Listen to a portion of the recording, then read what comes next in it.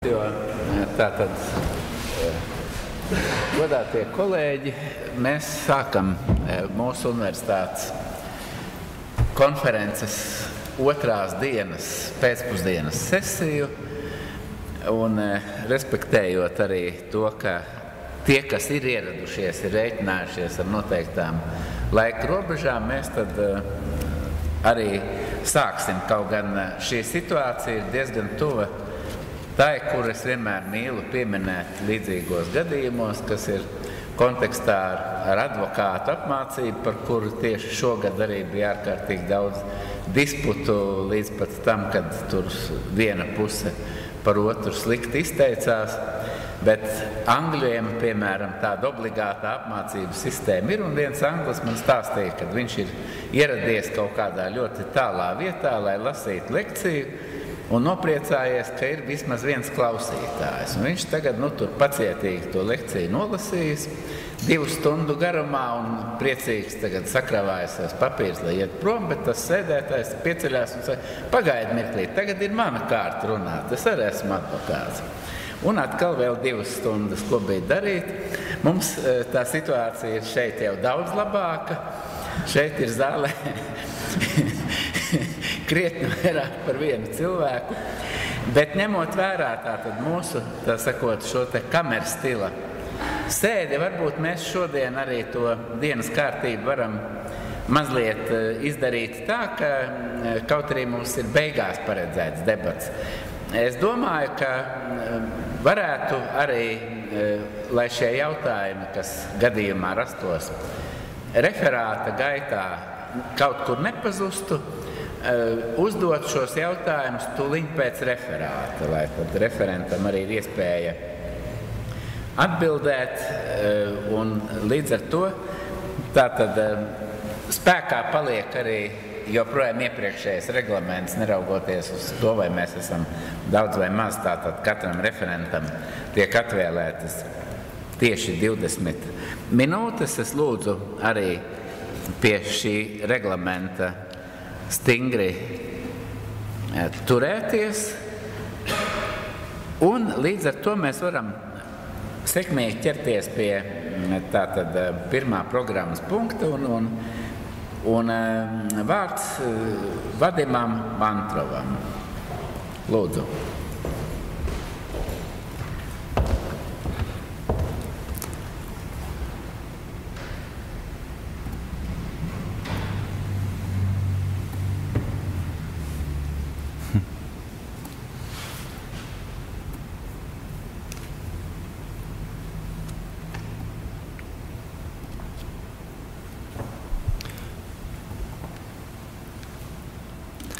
Labdien visiem klātesošajiem, cienījamie kolēģi. Mans vārds ir Vadims Mantrovs, un mana referāta tēma veltīta apdrošināšanas līguma problēmu jautājumiem Latvijā. Es ceru, ka mans referāts sākas tagad un 20 minūtes atskaitīts tiek tagad, nevis 10 minūtes atpakaļ. Un cerībā, protams, iekļauties 20 minūšu limitā. Un mana referāta mērķis ir netik daudz runāt par to, kāds ir regulējums, bet koncentrēties vairāk uz kritisku pieeju attiecībā uz regulējumu, kāds pastāv Latvijā attiecībā uz apdrošināšanas līgumu, vairāk gan no akadēmiskās, gan no praktiskās puses, un tātad censties šo regulējumu skatīties no kritiskā skatu punkta un censties atrast tos, un viņi noteikti pastāv mums, un ir aktuāls problēmas, un censties šīs problēmas arī atspoguļot, piedāvājot priekšlikumus, kas būs atspoguļot šīs referāta prezentācijas beigās, un tie ir arī, protams, atspoguļoti pašā referātā. Un tātad aicināt uz reformu apdrošināšanas līguma regulējuma sakarā, un kādēļ tas ir nepieciešams, tūlīt es arī censtīšos to atspoguļot. Par pašu referātu apjomu un metodoloģiju dažus vārdus arī sākumā vēlētos pateikt. Respektīvi, referāta mērķis ir tas, ko es jau arī paguva atspoguļot, ir kritiski izvērtēt un kritiski pieiet tam regulējumam, kas pastāv attiecībā uz apdrošināšanas līgumu Latvijā. Vēlreiz akcentējot referāta robežas, runa neiet par visu apdrošināšanas jomu Latvijā. Uzsvars tiek likts uz regulējumu, kas attiecas uz apdrošināšanas līguma vispārējo regulējumu, tātad arī neaptverot pārapdrošināšanu, neaptverot arī transporta līdzekļu vadītāju atbildības apdrošināšanas līgums. Tātad šis vispārīgais apdrošināšanas līguma regulējums ir šī referāta krustpunktā. Ja mēs runājam par metodu, skaidrs, ka tā ir tiesību zinātne attiecībā uz izmantotiem literatūras avotiem, tad vispār uz izmantoto literatūru. Man ir jāskatās, ka es centos, protams, runāt par to, cik modernas vai nemodernas savukārt ir tās pieejas, kas ir izmantotas Latvijā attiecībā uz apdrošināšanas līguma regulējumu, skatīt šo jautājumu, protams, ne tikai no Latvijas, bet savādāk tas nav iespējams skatīt arī no ārvalstu normatīvo aktu viedokļa, uzsvaru liekot, protams, uz valdošām tendencēm Eiropā, tai skaitā uz tām pieejām, kas pastāv Latvijas kaimiņu valstīs, pa sauszemes robežu, es domāju, tātad Igaunija, Lietuva un no vienas puses, un arī vērts ieskatīties arī tajās metodēs, kas tiek izmantotas arī Krievijā un Baltkrievijā, un, protams, tiesību literatūra. Vienīgi par tiesu praksi man ir jānorāda, ka šī referāta apjoma dēļ daudz tiesu prakses nav izdevies izmantot, bet, protams, atsevišķus ieskatus tiesu praksē arī ir izdevies referāta ietvaros sniegt. Attiecībā uz referāta plānu un pašu arī prezentācijas plānu es varētu viņu iedalīt 4 daļās. Pirmais, runājot par tiem aspektiem, kas apdrošināšanas līguma regulējuma ietvaros regulēt pretrunīgi un nepilnīgi. Otrs ir vispār neregulēt aspekti. Trešais ir pušu tiesību līdzsvara problēma. It sevišķi mēs šeit runājam par informācijas sniegšanas pienākumu pirms līguma stadijā. Un visbeidzot, man ir arī priekšlikumi attiecībā uz to, kā apdrošināšanas līgumu varētu regulēt no tādas vispārējās leģislatīvās pieejas viedokļa. Es centīšos, cik vien iespējams man atvēlētā laikā izrunāt par visiem šiem 4 aspektiem, protams, varbūt koncentrējoties atsevišķos jautājumos uz pašiem galvenajiem. Vēl, kas man ir jāatrunā, protams, ka visus problēma jautājums referāta apjoma dēļ nav izdevies, protams, apzināt, un arī varbūt tas pat nav nepieciešams, vienīgi uzsvaru liekot uz tiem pašiem galvenajiem, pašiem būtiskākajiem problēmu jautājumiem. Ja mēs runājam par pretrunīgi un nepilnīgi regulētajiem aspektiem, tad principā referātā izdalīti ir 5 aspekti. Es runāšu par pirmajiem 2 šīs prezentācijas ietvaros un pabeidzot ar terminoloģiju par citiem aspektiem, respektīvi par to, kā mūsu apdrošināšanas līguma regulējums vispār saskana ar lietu tiesību normām, piemēram, gadījumos, kad apdrošinātais objekts tiek atsavināts un viņš ir ticis iepriekš apdrošināts. Tas ir vairāk adresēts paliks referātam un attiecībā uz mūsu savstarpēju likumu piemērojumību arī šeit prezentācijā laika trūkuma dēļ izlaidīšu. Ja mēs runājam par apdrošināšanas līguma būtiskām sastāvdaļām, tātad viss tas, bez kā apdrošināšanas līgums nebūtu iespējams, mēs šeit principā vadāmies no apdrošināšanas līguma definīcijas, saskaņā ar kuru apdrošināšanas līgums ir vienošanās starp apdrošinātāju un apdrošinājumu ņēmēju, ar kuru viena puse, tātad apdrošinājumu ņēmējs, uzņemās maksāt prēmiju un pildīt citus līguma pienākumus. Savukārt apdrošinātājs uzņemās izmaksāt atlīdzību atbilstoši noslēgtiem apdrošināšanas līgumam. No šīs normas tātad mēs varētu un arī citām definīcijām un vispārējā regulējuma, kas mums ir šajā likumā par apdrošināšanas līgumu, mēs varam identificēt 5 apdrošināšanas līguma būtiskās sastāvdaļas. Tātad apdrošināmais objekts, tas ir tas, ko mēs apdrošinām, apdrošināmais risks, tātad tie riski, pret ko mēs apdrošinām šo objektu, interesi vispār mūsu slēgt šādu apdrošināšanas līgumu, summa, par kuru mēs apdrošinām un visbeidzot prēmija. Tātad šie 5 šīs darījuma būtiskās sastāvdaļas ir tādas kā izrietošas no mūsu apdrošināšanas līguma definīcijas. Pretrunā visam visam tam, kas ir apdrošināšanas līguma definīcijā un tas, kā ir vispār konstruēts mūsu likums, ir citi šie likuma par apdrošināšanas līguma noteikumi, kuri paredz pavisam kaut ko citu.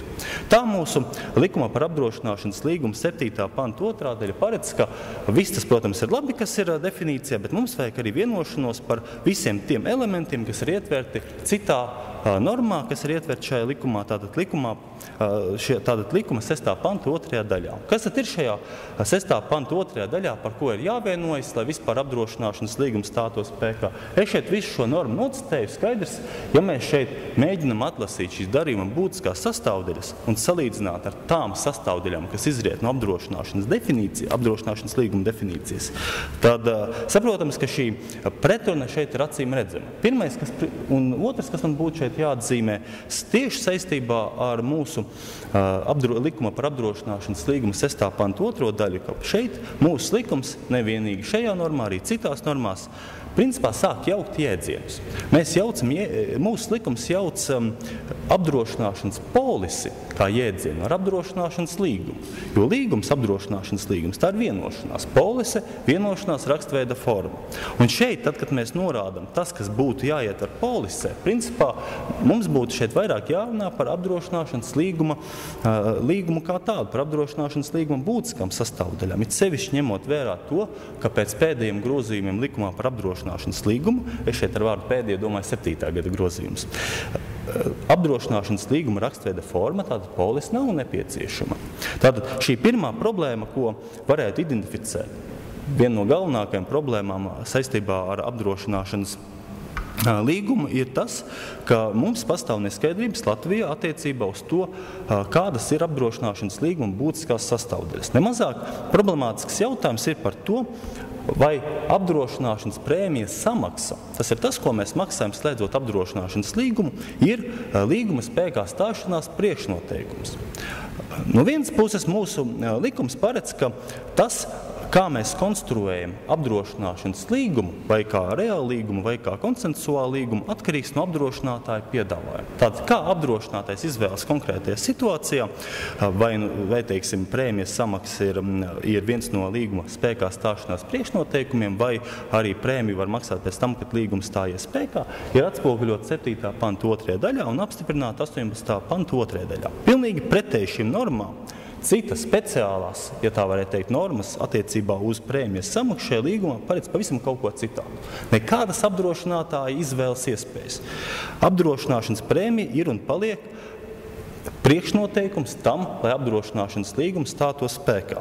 Ja mēs runājam par apdrošināšanas līguma specifiku, mēs bieži vien pieminam studentiem, un principā arī prakse to parāda, ka tas starplaiks starp pašu šo līguma noslēgšanu, vai vienkārši runājot parakstīšanu, un prēmijas samaksu, ir tāds, ka arī tajā var iestāties apdrošinātais risks, radot jautājumu, vai līgums ir stājies spēkā vai nav. Jautājums, kas ir, kā lai sakam, edzestei, kā teiktu angļi, ir ārkārtīgi būtisks. Vai tas risks, kas ir iestājies šajā starplaikā, ir vai nav aptverts ar spēkā esošu apdrošināšanas līgumu. Tātad šie divi aspekti jau parāda, cik, varētu teikt, nekonsekvents un pretrunīgs ir mūsu likums par apdrošināšanas līgumu. Nemaz jau nerunājot par terminoloģijas problēmām, jo šīs terminoloģijas problēmas ir aktuālas Latvijas gadījumā attiecībā uz likumu par apdrošināšanas līgumu. Es šeit identificēju vairākas problēmas. Viena jau es pieminēju, tas ir arī ne tikai tajā pantā, bet arī citos, attiecās uz to, ka mūsu likums jauc apdrošināšanas līguma jēdzienu ar polises jēdzienu. Tāpat kā mūsu likums par apdrošināšanas līgumu, ja tā varētu teikt, spēlējas ar jēdzieniem, nav spēkā vai ir izbeigts līgums, kaut gan principā nekādas tālākas definīcijas šiem terminiem nav, un vārds izbeigt līgumu arī nepamatojas mūsu civillikumu. Kaut vai tā iemesla dēļ, ka civillikums tādu jēdzienu kā izbeigt līgumu neparedz. Mums ir problēmas arī subjektos. Galu galā, ja mēs runājam, piemēram, par atbildības apdrošināšanu, mēs minam terminu cietušais. Tas ir arī autovadītāju atbildības apdrošināšanas direktīvā, latviskajā tulkumā cietušais. Mūsu otsta likums piemin cietušo personu. Principā kaut kas līdzīgs kā cietušā persona direktīvā. Savukārt mūsu vispārējais likums par apdrošināšanas līgumu, nevienu no šiem terminiem paredz trešo personu. Tāda trešā persona, kurai atbildības apdrošināšanai izmaksā apdrošināšanas atlīdzību. Iedomājamies līgumu, kur katra trešā persona ir jebkura persona, kura nav iesaistīta līgumā. Un ja mēs ieviešam vēl šo subjektu kā trešo personu, kas saņem atlīdzību atbildības apdrošināšanā, skaidrs, ka šī sajaukšana varētu neizbēgami rasties. Un līdz ar to apdrošināšanu mēs vienmēr atrunājam. Trešā persona tā ir tā līgumtiesiskā viedokļa, un trešā persona, kurā ir paredzēta apdrošināšanas atlīdzības izmaksa atbildības apdrošināšanā. Definīcijas arī ir mūsu klupšanas akmens likumā. Pietiek pieminēt, ka, piemēram, apdrošināmā interese definēt, ka interese necies zaudējums. Skaidrs, ka īpašuma apdrošināšana, vai kā mūsu likums to devē, apdrošināšana pret zaudējumiem un bojājumiem, un atbildības apdrošināšanā tiešām šeit ir zaudējumi. Bet kā paliek ar personu apdrošināšanu, kā paliek ar dzīvības apdrošināšanu? Kur tad ir mūsu interese apdrošināt savu dzīvību, neciest zaudējumus? Tātad šis zaudējuma efekts attiecībos personu apdrošināšanu šajā nemateriālajā kaitējumā, ja mēs runājam, vienkārši nepastāv. Tāpat kā objekts mums ir nodefinēts ārkārtīgi plaši.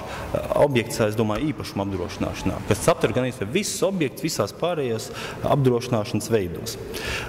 Tātad tas būtu jautājumi, kuri mums īsumā apskatot jautājumus, kuri mums nav noregulēti pilnīgi vai ir noregulēti pretrunīgi. Otrs jautājums ir tādi jautājumi, kuri būtiski apdrošināšanas līguma sakarā ir tādi, kuri noregulēti, kuri vispār netiek mums regulēti speciālajā apdrošināšanas līguma regulējumā. Šeit es vēlētos runāt par interpretāciju. Gadījumā, ja pastāv šaubas, kā tas vai cits apdrošināšanas līguma noteikums ir tulkojums šaubu gadījumā, vēlreiz uzsverot.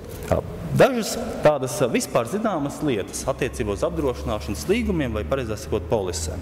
Pirmais, mēs labi zinām, ka apdrošināšanas līgums izstrādā apdrošinātais. Mēs labi zinām, ka apdrošināšanas līguma noteikumi tiek izstrādāti ar visu to resursu, kas ir apdrošinātājiem. Es nerunāju tikai par juristiem, tikai par ekonomistiem, jo bieži vien šie tehniskie termini, kas ir apdrošināšanā, ir tiešām grūti saprotami, jebkuram.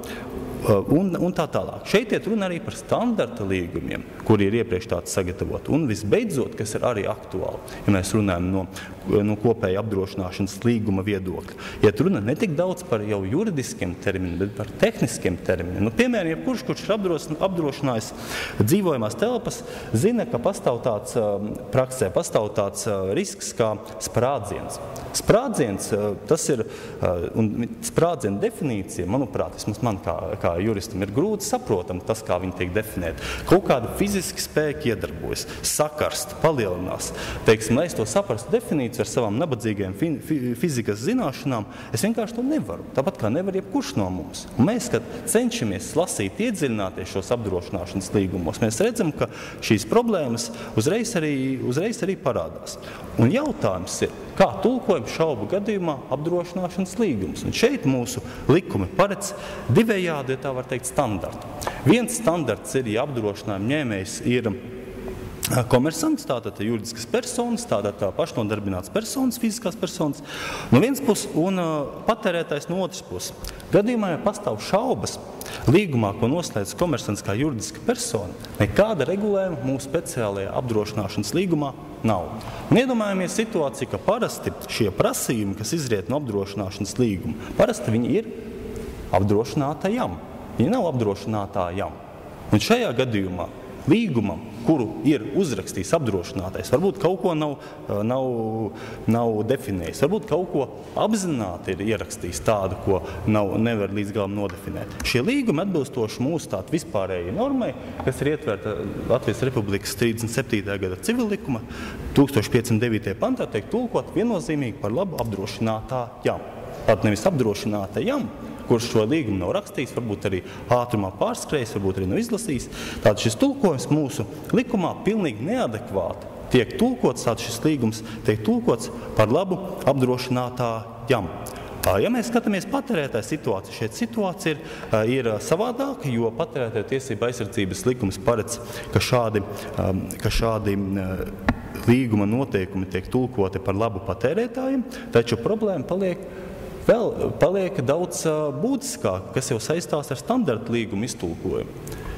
Mēs visi esam slēguši apdrošinājumu līgumus. Kurš no mums viņu ir lasījis? Kurš no mums var saprast šos tehniskos terminus? Bet tas taču ir jautājums par to, kādā veidā tiek šo risku definīcijas iestrādāts, kā viņas tālāk tiek izmantotas, un galu galā tas taču nonāk pie apdrošināšanas atlīdzības izmaksas.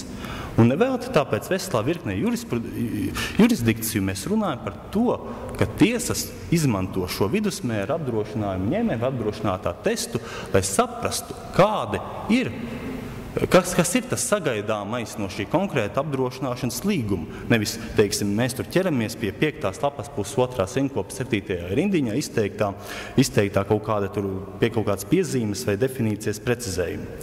Tas ir attiecībā uz interpretācijas jautājumiem. Attiecībā uz pušu balansa problēmu jautājumiem šeit es vēlētos vērst uzmanību un arī, principā, runāju referātā par to, ka tad, kad mēs nonākam pie informācijas sniegšanas pirms līguma stadijā, tad mēs nonākam pie jautājuma, kāda tieši informācija mums ir jāsniedz. Mūsu likums šeit ir bezgala bargs attiecībā uz apdrošinājumu ņēmēju. Principā mums ir pēc visstriktākiem teorētiskiem un akadēmiskiem principiem jāsniedz visa nepieciešama informācija. To paredz arī mūsu likums par apdrošināšanas līgumu. Es vienīgi šeit nenorādīju pantu, bet man liekas, tas ir 6. pants, es nešaubos. Vārdsot, mums jāsniedz visa pieprasītā informācija un bez tam, kas ir svarīga, slēdzot apdrošināšanas līgumu.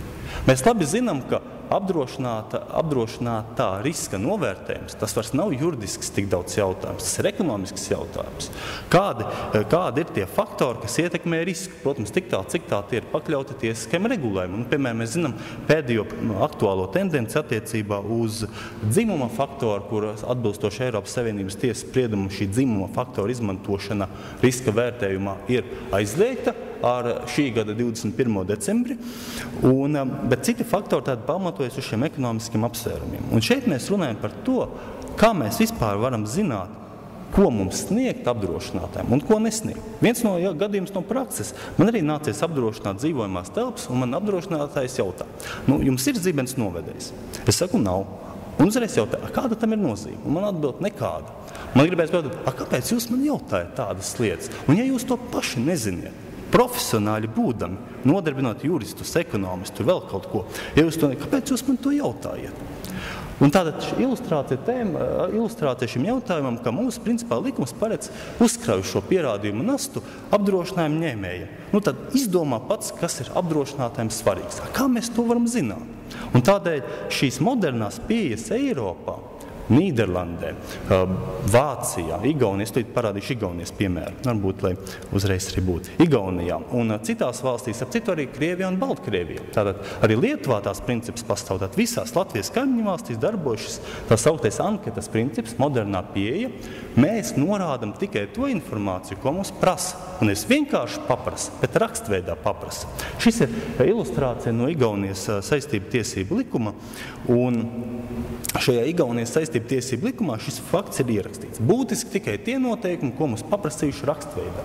Principā, ja mēs runājam par Igaunijas likumu, tad Igaunijas likums bāzējas uz Vācijas 2008. gadā spēkā stājušos apdrošināšanas līgumu likumu, ko Igauni ir pārņēmuši to uzlabojot. Tātad Igauniem saistību tiesību likumā ir šī atsevišķā apdrošināšanas līguma nodaļa, tāda kā uzlabota, kvalitatīvi uzlabota apdrošināšanas līguma regulējums pārņemts no Vācijas. Tātad šis anketēšanas princips, manuprāt, kas ir modernā pieeja informācijas sniegšanas pienākumā pirmslīgumiskā stadijā, ir būtisks trūkums, ka mums Latvijā tāda nav. Ka mēs esam faktiski padarīti atkarīgi no tā, ko vēlāk pret mums varēs izdomāt, atrast un identificēt apdrošinātājs.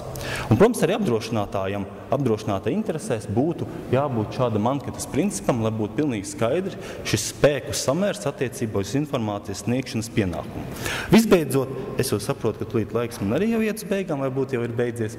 Pavisam īsi attiecībā uz to, kādas vispār mums ir leģislatīvās pieejas attiecībā uz apdrošināšanas līguma regulējumu. Principā mūsu civillikums pavisam īsi es te gribēju iziet cauri, kur tad regulēts ir apdrošināšanas līgums. Protams, civillikums un uz civillikumu norāda arī likums par apdrošināšanas līgumu, paredzot tādu mistisku frāzi, ka ka tiek piemēroti civillikuma vispārīgie darījuma noteikumi. Kāda darījuma noteikuma? Labs jautājums. Principā mēs runājam šeit par visu civillikuma normu, visu daļu no normu piemērošanu, un tātad šis apdrošināšanas līgums tiek regulēts dažādos Latvijas normatīvajos aktos. Un par ko es šeit gribēju runāt, ka apdrošināšanas līguma regulējums, tāpat kā daudz citu principā speciālo līguma regulējums, ir mums izdalīts no civillikuma, regulēto atsevišķā likumā, kas, protams, ir pavisam atšķirīgi, kāds bija civillikuma priekšteča vietējo civillikuma kopojuma gadījumā. Es jau redzu, es teikt pabeigšu. Un mēs šeit tātad runājam par to, ka modernās tendences Eiropā, tās ir visās Latvijas kaimiņu valstīs pa sauszemes robežu. Norāda uz to, ka mums principā apdrošināšanas līgumi, tāpat kā citus speciālos līgumus, būtu jāregulē tur, kur mēs regulējam saistību tiesiskos līgumus, tātad civiltiesību kodifikācijām. Ar atsevišķiem izņēmumiem, ko es pārskriešu cauri, un pabeigšu ar šī referāta priekšlikumiem tādu kā ziņu mūsu likumdevējiem, ka principā mums šī apdrošināšanas līguma reforma ir nepieciešama, gan iekļaujot šo līgumu atsevišķā sadaļā, tātad konsolidējot to ar mūsu saistību tiesisko regulējumu, modernizējot pieejas sevišķi informācijas sniegšanā pirms līguma noslēgšanas un, protams, novēršot tos trūkumus, kas pastāv. Tas man būtu viss attiecībā šo referātu, un saprotu, tagad būtu daļa jautājumiem, ja tādi ir. Paldies. Tiešām, kādi ir jautājumi saistībā ar šo referātu? Es pieņemu, ka visi arī tulkojumam varēja sekot, kaut gan stāstījums bija, teiksim tā, pietiekami raits. Ātrs. Varbūt, ka jautājumi tad arī radīsies vēlāk. Paldies. Tad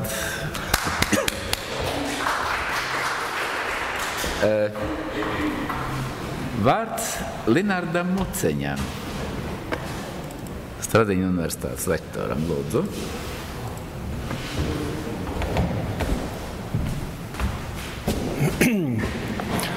Cienījumā priekšsēdētāji, cienījumie konferences dalībnieki, paldies par iespēju uzstāties. Man ziņojuma tēma tad ir iestādes iedziens, un faktiski tas ir turpinājums tam darbam, kas tika prezentēts Universitātes 70. konferencē, un inovāciju juridiskais nodrošinājums tika publicēts. Šī tēma tiek apskatīta sakarā ar to, ka ir bijuši vairāk publikācijas juristu vārdā. Torgāna kungs ir uzstājies, Briede, Danos par juridiskās personas un it sevišķi par iestādes iedzienu. Un tāpēc faktiski izveidojies Latvijā un radīs neskaidrību šis termins iestāde, un kas faktiski viņš Latvijas likumos tiek lietots ar dažādu nozīmi un dažādu interpretāciju. Tāpēc būtu svarīgi noskaidrot, kuros gadījumos, kura interpretācija ir pareiza. Bet, lai izprastu šo iedzienu, civillikumā mums nedaudz jāatkāpjas atpakaļ, gan pie juridiskās personas, gan šobrīd pie juridiskās personas orgāniem. Arī viens no iemesliem bija mana prakse ap 10 gadu universitātē, maģistratūrā, kur darbojās jau un mācījās juristi ar profesionālo izglītību, un testa jautājums tika uzdots atzīmējiet juridiskās personas, un neticam liels kļūdas līmenis tika pieļauts. Un tātad juridiskās personas orgāni. Tātad viena no juridiskās personas obligātām neatņemam pazīmēm, tātad ir šie juridiskās personas orgāni. Un viņi ir nepieciešamie juridiskās personas organizācijas elementi. Mēs, protams, smeļamies no organiskās teorijas, kur mums ir tā schēma ļoti vienkārši ķermenis un orgāns, bet kaut kā vienmēr ir šeit zināmas problēmas. Un juridiskai personai, lai tā būtu rīcības spējīga, nepieciešams vismaz viens ārējais orgāns. Orgāns definējums arī kā juridiskās personas, kas uzskatām par ķermeni, latīnis korpus, daļu, ar ko juridiskā persona formē, izpauž un realizē juridiskās personas gribu. Likums runā arī par pārstāvi un pārstāvēto, bet šeit nepieciešams pasvītrot, ka tomēr arī zem vārda pārstāvis jābūt ļoti uzmanīgs, jo ir izteikts domas, un tā tas arī faktiski ir, ka pārstāvētie un pārstāvi ir un paliek divi. Tātad juridiskā persona un tā orgāns ir un paliek viena persona. Tā kā šeit ir tomēr nianses, ja juridiskā persona dod pārstāvības kādai citai personai, vai tomēr to veids šie orgāni. Tā kā šeit arī var izvērst veselu diskusiju. Tad orgāni ir šie veselā juridiskās personas daļas. Orgāni attiecās pret juridiskās personas ķermeni kā daļu pret veselo, un juridiskā persona attiecas pret saviem orgāniem kā veselais pret savām daļām. Un šeit būtu nepieciešams saprast, ka ar publisko tiesību funkciju apveltīto juridisko personu orgānu realizē ne tikai juridiskās personas publisko funkciju, bet reizē ir arī tās privātiesiskās rīcības spējas orgāni. Un otrādi. Ja viss šī diskusija ir radusies saistībā ar Talsu ugunsdzēsības mašīnas avārijā radušos lietu un šo lietu izskatīšanu jau līdz augstākai tiesai.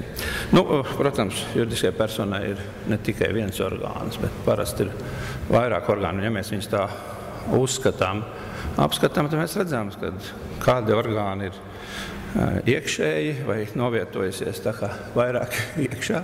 Daži, kā saka, izbīdās juridiskai personai priekšplānā jeb ārpusē. Un, ja mēs atkal atgriežamies pie organiskās teorijas, tad arī cilvēkam mēs varam izšķirt gan iekšējos orgānus, gan ārējos orgānus. Bet jurisprudencē, protams, mēs šeit runājam par to, kā tad mēs varam juridiskās personas orgānus klasificēt. Ir iespējami dažādi klasifikācijas veidi, es neapskatīšu visu šodien, bet, manuprāt, būtiskākais ir juridisko personu orgānu formāls iedalījums attiecībā pret tā uzdevuma juridiskās personas funkcionēšanā. Tātad gribu veidojušie orgāni un gribu realizējušie orgāni. Arī doktrīna apstiprina šādu pieeju. Pirmos mēs saucam par juridiskās personas iekšējiem orgāniem, lai kā mums varbūt nepatīk salīdzinājums no padomu laikiem. Piemēram, ministru kabinets, universitātes satversmes sapulce, akcionāru sapulce, zvērnāta advokātu kopsapulce. Bet otros par juridiskās personas ārējiem orgāniem, teiksim, ministru prezidents, universitātes rektors, Latvijas bankas prezidents, valsts iestādes, pašvaldības iestādes. Tad iekšēji orgāni piedalās juridiskās personas gribas veidošanā, bet ārēji orgāni tiek veidot, lai juridiskā persona varētu realizēt šo savu iekšējo gribu, un ko ir noformulējusi, kas ir noformulēts kā juridiskās personas griba. Un kā arī tiek veidots, lai stātos tiesiskās attiecībās ar citām personām. Privātiskajā apgrozībā un attiecībās ar citām personām juridiskās personas stājas galvenokārt ar ārējo orgānu starpniecību. Nec iekšējiem orgāniem, nec ārējiem orgāniem nav juridiskās personas tiesības, un viņi attiecās kā daļa pret veselo. Kas tad ir juridiskās personas iestādes? Kāda tad atšķirība mums šeit no orgāniem, no iestādēm? Tad juridiskās personas iestādēm doktrīna un likums nosauc tos juridiskās personas ārējos orgānus, kuriem ir vesela rinde pazīmju, jeb elementu, lai varētu tikt konstatēt šādu iestādes esamību. Tiek izdalīts 3 tādas elementu grupas. Tiesiskais elements, tātad tiesību akti, zaļais, personiskais, jeb personāla elements, tātad lielīgais, un materiālais elements, tātad ir kāds materiālo līdzekļu kopums. Un juridiskās personas ārējie orgāni tiek attiecīgi tiesiski organizēti un bieži tiek apzīmēti ar kādu kopīgo terminu, piemēram, varam runāt par valdi komercsabiedrībām, tiesvaras iestādēm, policijas iestādēm, valstī, zvērnāta advokātu padome, Latvijas zvērnātā advokātu kolēģijai. Tātad nevienmēr šī iestāde sevi ietver tiešu nosaukumu apliecinājumu iestādi. Un parasti mēs ar iestādi vairāk gribam saistīt publisko tiesību institūciju, bet tas, protams, ir debatējams jautājums. Iestāžu klasifikācija. Organizatoriski iestādes bieži klasificē pēc dažādām darbības nozarēm. To iedalot finanses iestādēs, policijas iestādēs, izglītības, kultūras, skolas, slimnīcas, bankas un tam līdzīgi. Varbūt arī pēc padotības un vēl, bet viss šī klasifikācija neatklāja nekādu mums nedz publiski tiesisko kompetenci un nedod arī privātiesiskās rīcības saturu un neparāda attiecības ar pašu juridisko personu, kuras sastāvdaļa šīs iestādes ir. Arī iestāžu iedalījums, ko mēs apgūstam, iedalījums likumdošanas varas iestādēs, izpildvaras vai pārvaldes iestādēs un tiesvaras iestādēs neatrisina mums pastāvošo problēmu. Un šeit var palīdzēt tikai doktrināla pieeja. Tad doktrīna un juridiskās personas institūta vēsture piedāvā citu, bet, manuprāt, diskusijas laikā par juridiskās personas būtību, kas ir izvērsies juristu vārdā, ignorēt klasifikācijas metodi, kur par pamatu tiek ņemts iestādē kopumā piešķirtās publiskās varas apjoms. Iestādes dibinātājs, mērķis un iestādes rīcība potenciālā bīstamība. Tās rīcībā nodotās mantas apjoms un tās formēšanas kārtība. Un šī doktrīna iestādes iedala divās būtiski atšķirīgās iestāžu grupās. Vienas iestādes iedala iestādēs ar virskundzības varu, jeb varas iestādēs, tad tas pats atkal likumdošanas varas iestādes, izpildvaras pārvaldes iestādes un tiesvaras iestādes. Un otra grupa ir iestādes bez virskundzības varas, jeb autonomās iestādes. Atšķirība šāda iestāžu iedalījumā izriet ne tikai no iestādēm deleģētās publiskās varas apjoma un to darbības vektoru, tad tas būtu publisko tiesību jautājums, bet mēs esam šeit.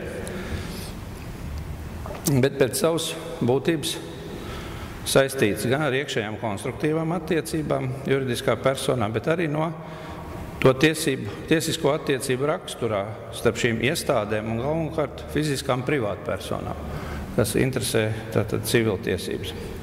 Šīs attiecības skar šo iestāžu realizētās varas raksturu, maksu par iestāžu darbību, iestāžu radīto deliktu bīstamības pakāpi, un kā arī citas, gan publisktiesisks, gan privātiesisks, un šobrīd arī civilprocesuāls problēmas. Īsts ieskats varas iestādēs, jo es domāju, ka varas iestādes nav mūsu interešu lokā, tad par varas iestādēm atzīstams juridisko personu galvenokārt valsts un pašvaldību varas iestādes, kuras publisko tiesību jomā realizētām piešķirto varu uz ārpus pret jebkuru personu ārpus savas iestādes sienām. Varas iestāžu rīcība ir priekšnieciska un virskundziska attiecībā pret jebkuru personu vai iestādi vai tās kompetences robežās. To darbība ir ar piespiežas raksturu, un tai ir potenciāli bīstama sabiedrībai. Un attiecīgi arī privātpersonām. Salīdzinoši nekā ar autonomai iestādē tas notiek. Un gadsimtiem ilgā valsts funkcionēšanas praksa radījusi nepieciešamību varas iestādes ļoti cieši saistītai juridisko personu. Un varas iestāžu autonomija ir ļoti minimāli. Varas iestādēm nav savs budžets. Varas iestāžu budžets ir daļa no publisko tiesību juridiskās personas budžeta. Un visas šīs soda naudas, citi maksājumi, pat maksas par sniegtiem pakalpojumiem tiek iekasēti tieši pašas juridiskās personas nevaras iestādes budžetā. Līdz ar to ar atlīdzību par varas iestādē nodarīto kaitējumu piedzeram no publiskās juridiskās personas, no tās budžets. Jo varas iestādē nav savu atsevišķu budžetu, pareizāk būtu izdarīt piedziņu no valsts kases, nevis staigāt un meklēt no ministrijas uz pakļautības iestādi un uz iekšlietu ministriju, uz ugunsdzēsības departamentu tālāk. Bet mums, protams, vairāk interesē autonomās iestādes. Šeit es atgriežos nedaudz pie juridisko personu divu dalījumu, personu apvienībās un nodibinājumos, kas bija iepriekšējā darba tēma. Bet juridiskās personas institūta vēsture mums parādīja, ka līdz ar kristietības rašanos un izplatību romiešu tiesībās blakus vienam juridiskās personas veidam, personu apvienībai universitātes personārum, radās otrs juridiskās personas veids nodibinājumu universitātes bonārumu. Viņi veidojās saistībā ar baznīcu, bet vēlāk valsts visas šīs institūcijas, ko baznīca bija sadibinājusi, nabagmājas, skolas, slimnīcas, invalīdu patversmes un tā tālāk, kuras bija juridiskās personas, kā nodibinājumi, pārņēma savā īpašumā, savā ziņā, un viņas zaudēja juridiskās personas statusu, kļuva par valsts īpašumu un valsts iestādēm. Un, protams, arī par valsts atbildību un finansējumā ziņā. Un, protams, to darbību noritēja tikai sociāla lomā. Bet atšķirībā no jau valstī pirms tam esošām valsts varas iestādēm, jo tās bija vēsturiski pirmās, šīm publiskām autonomām iestādēm tika dot lielāka autonomija, bet nepiešķirot no viņām gandrīz neko, kas bija piešķirts valsts iestādēm. Tātad. Un šīs autonomās iestādes tātad veidojās ar tādu ierobežotu tiesību spēju. Bet kāda tad bija atšķirība no šīm varas iestādēm? Šīs autonomās iestādes ar ierobežotu tiesību spēju, kā jau nosaka pats nosaukums, Latvijas tiesību vēsturē, apveltīts ar lielāku autonomijas pakāpi un ir ievērojami pastāvīgāks. Ir sevišķi slēdzot privātiesiskas līgumus paši ieņēmumu budžeta robežās. Tādas formulējumus mēs arī atrodam pat likumos. Un nesot civiltiesku atbildību par kaitējumu savu ieņēmumu budžeta robežās un tam līdzīgi. Šī autonomija paredz savu atsevišķu no juridiskās personas budžeta, nošķirtu budžeta esamību, savus atsevišķus ieņēmumus savā autonomās iestādes budžetā, parasti samaksas veidā par autonomās iestādes lietošanu vai sniegtiem pakalpojumiem, brīvāka rīcība ar šiem budžeta līdzekļiem, bet no otras puses autonomā iestāžu publiskā kompetence ir būtiski aprobežotas. Tās nav apveltītas ar tiesu virskundzības varu ārpus savas iestādes sienām un attiecībā pret neierobežotu personu skaitu. Autonomās iestādes ar ierobežotu tiesību spēju var aprobežojas tikai attiecībā uz šo iestāžu lietošanu. Latvijas likumi nelieto nosaukumu autonomās iestādes. Viņa vienos gadījumos lieto vārdu aģentūra, daļa tiek dēvēta par varas iestādēm, un daļa, teiksim, izglītības iestādes vispār nenosauc, saka iestādes, bet neliek klāt nekādu apzīmējumu. Tātad, bet šis ievads faktiski mums vajadzīgs, lai nokļūtu pie galvenā jautājuma, pie šīs jēdziena pilntiesīgas autonomas iestādes, juridiskas personas. Un šeit jāsaka, likumdošanā noteiktos gadījumos autonomās iestādes tiek izveidotas kā pilntiesīgas juridiskas personas. Varas iestādes tiesiskā valstī nekad neiegūst juridiskas personas statusu. Pilntiesīga autonoma iestāde, juridiskā persona tiek izveidota ar atsevišķu likumu kādu publisku mērķu sasniegšanai, vai arī, lai ierobežot pašas juridiskās personas dibinātāju civiltiesisko atbildību. Arī kādu citu mērķi var būt, protams. Un parasti šīs pilntiesīgās autonomās iestādes nav apveltības ar virskundzības varu, un privātpersonas, līdzīgi kā ar autonomām iestādēm, ar ierobežotu tiesību spēju, arī ar šām iestādēm stājas lietošanas attiecībās. Šī iedziļināšanās mums nepieciešama, lai izprastu civillikuma 1407. pantu jēdzienu iestādes nepieciešamību un lai noskaidrotu, kādu satura likumdevējs ielicis šai jēdzienā. Šeit es mēģināju esam no dažādiem likumdošanas aktiem izsecināt tieši vai netieši šīs iestādes, pilntiesīgas juridiskās personas nozīmē. Tātad mūsu centrālā Latvijas banka, Kapitāla tirgus komisija, Nacionālā radio televīzijas padome, kas tagad ir pārveidota, Rīgas brīvosta, speciālā ekonomiskā zona, kultūra kapitāla fonds, augstākās izglītības padome, akciju sabiedrība privatizācijas aģentūra, lai cik tas nebūtu interesanti, organiskās sintēzes institūts un vēl tur 8 institūti. Faktiski tas nāk no Vācijas. Tad Vācijā, teiksim, tā darbojās bankas, teiksim, ir Landesbanka. Pie mums arī viena banka te bija, un tad parādījās LB viņiem nosaukumā. Tad brīnījās, kas tas ir Latvijas banka, bet tas bija nozīmē Landesbanka. Tad tas ir šī iestāde.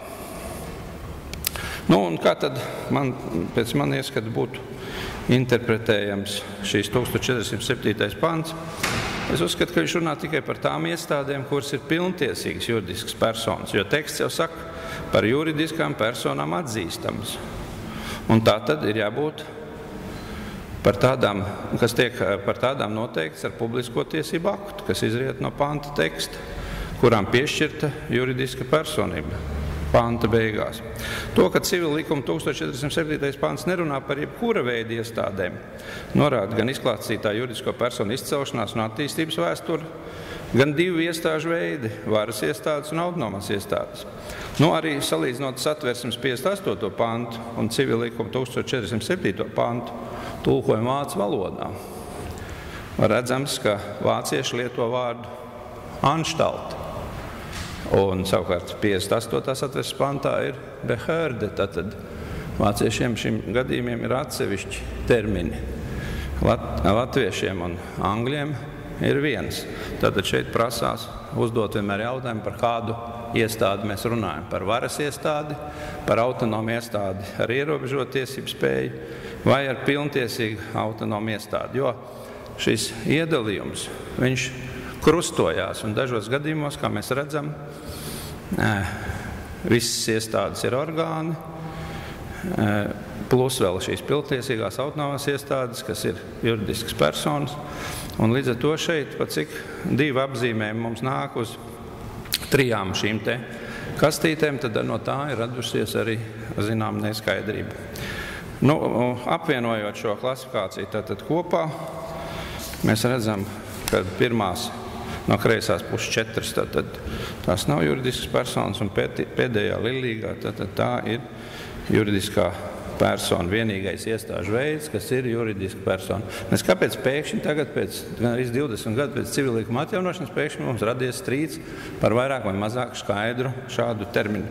Pirms, kad juristiem nebija nekāda problēma saskaņā ar teoriju nošķirt vienā likuma pantā, pat minētos abas iestādes jēdziens. Arī Briedes un Danovska civilīguma 1407. panta termins iestādes skaidrojums arī kaut kā ir iebraucis otrā grāvī, jo viņi saka, ka ar šo jēdzienu jāsaprot atvasināt publisko tiesību juridiskā persona, kas ir mēģinājums civilīguma interpretācijā, tā kā iesaistīt arī publiskās tiesības. Bet tā nav kļūda. Pilntiesīga autonoma iestāde ir atvasināta publisko tiesību juridiskas personu lielākā skaitā gadījumu, bet viņi neizsmeļ visas atvasināto publisko tiesību juridisko personu gadījumus. Tādā ziņā tas ir iebilstams. Un piešķirot organizāciju juridiskās personas status privātiesību jomā, jebkura juridiska persona ir pilntiesīga, bet publiskajās tiesībās tās kompetences nosaka attiecīgais dibināšanas akts. Un valsts pārvaldes iekārtas likums nav ar augstāku status par citiem likumiem. Un tad kādi mums ir kopsavilkumi? Kopsavilkums ir sekojuši, tad juridiskai personām izšķiram iekšējo orgānu, ārējo orgānu, iestādes ir attiecīgi iekārtot juridisko personu ārējo orgānu. Otrais, visas iestādes iedalāmas varas iestādēs un autonomās iestādēs. Mēs bieži lietojam tikai operējam jēdzienu publiskās iestādes, bet pa priekšu jāizstar varas iestādēs, un tad mēs varam runāt par publiskām iestādēm un autonomās iestādēs. Iestādes publiskajās tiesībās un privātās tiesībās uzstājas juridiskās personas vārdā. Un trešais, autonomās iestādes var izveidot gan kā juridisko personu orgāns, gan arī dibināt kā pilntiesīgas juridiskas personas. Tas ir likumdevēja vai citos gadījumos attiecīgo institūtu politiska izšķiršanās. Un tātad par civilu likumu 1407. pantā minēto iestādi uzskatām tikai tā autonomā iestāde, kur dibināta kā pilntiesīga juridiska persona. Un par civilu likumu 1407. pantā minēto iestādi nav uzskatām valsts varas iestāde, kur izveidot kā juridiskās personas orgāns. Šeit orgānu viedoklis bija šī sakarā. Un par iestādi nav uzskatām jebkura atvasināt publisko tiesību juridiskā persona, kā uzskata Briedis un Danovska savā rakstā juristu vārdā. Paldies! Paldies par referātu. Kādi ir jautājumi šajā referāta nolasīšanas brīdī? Varbūt nav vēl nevienam jautājumu. Paldies tad referentam Linātam Meciņam. Priekšlasījumu. Skēmas 10 gadus atrodas juridiskās metodoloģiskā kabinetā. Lieliski, paldies. Next speaker, Marta Stepnovska.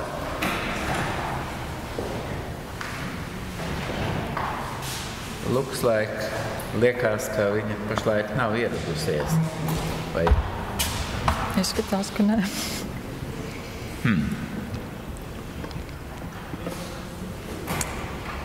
Tā, varbūt, kad šī runātāja vēl tad atradīs ceļu uz šejieni.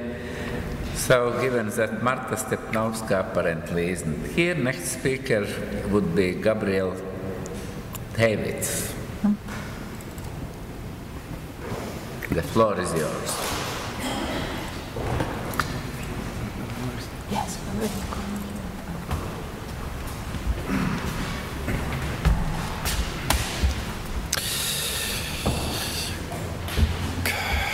Good afternoon, everyone. In my short presentation today, I would like to discuss some developments in labor law, and especially I'm trying to discuss the principle of flexicurity and its application in Estonia, showing how this kind of very important principles applied in European labor law has been applied in Estonia at the moment.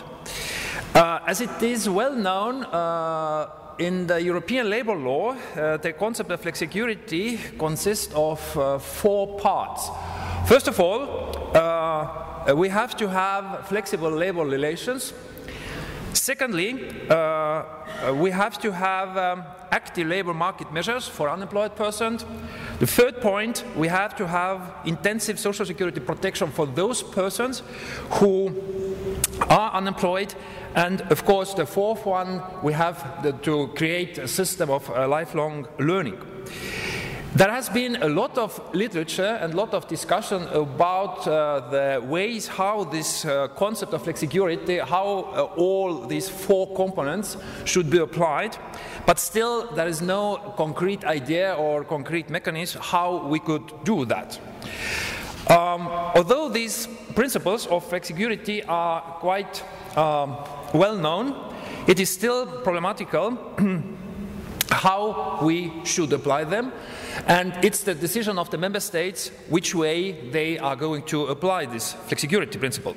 But all these measures, all these 4 components, are meant only for promoting flexibility in labor market.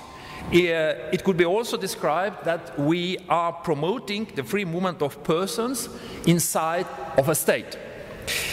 If you look at the situation in Estonia, then Estonia started to apply the principle of flexicurity in labor law already, one can say, in 2007.